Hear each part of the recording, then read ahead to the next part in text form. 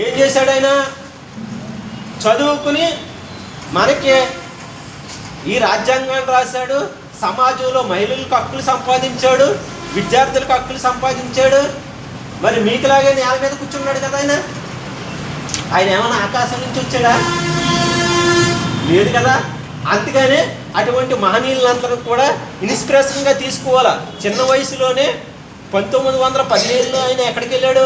America వెళ్ళాడు చదువుకోవడానికి. మీరు ఎలాగే మీ ఇంటి నుంచి ఇక్కడ హాస్టల్కి ఎలా వచ్చారో చదువుకోవడానికి, ఆ రోజుల్లో 1915లో అమెరికాకి వెళ్ళాడు ఆయన. అమెరికా వెళ్ళి, ఫ్రాన్స్ వెళ్ళి, లండన్ వెళ్ళి ఆయన చదువుకున్నాడు. అలాగే మీరు కూడా ఏం చేయాలా? ఇన్స్పిరేషన్గా తీసుకుని, ఆదర్శంగా తీసుకుని చదువుని ఏం చేయాలా? ప్రేమించాలా. చదువుని ఏం చేయాలా? ప్రేమించాల. గొరిక్కని ఒక రైటర్ మాట, మనలాగే పేపర్లు అమ్ముకునేవాడు, ఇటుకలో పనిచేసేవాడు, రష్యన్ రైటర్ గొరిక్కని, మార్క్సిం గొరిక్కని. ఆయన ఏం చెప్తాడంటే, మీరు పుస్తకాలను ప్రేమించండి, అవి మీ జీవితాలను ప్రేమిస్తాయి అంటాడు. అంటే చదువుని మనం ఏం చేయాలా? ప్రేమించాలి. అవి మనం ఏం చేస్తే మన జీవితాలను ప్రేమిస్తాయి.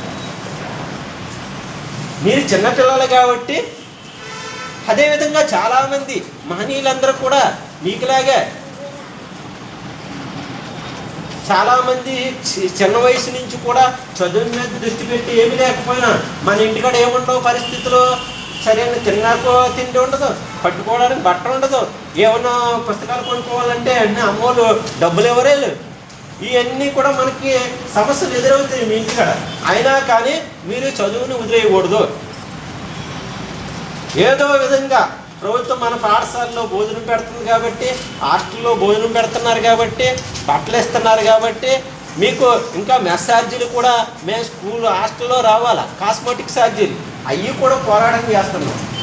గతంలో ఇన్ని సౌకర్యాలు ఉండేవి కాదు. ఇన్ని సౌకర్యాలు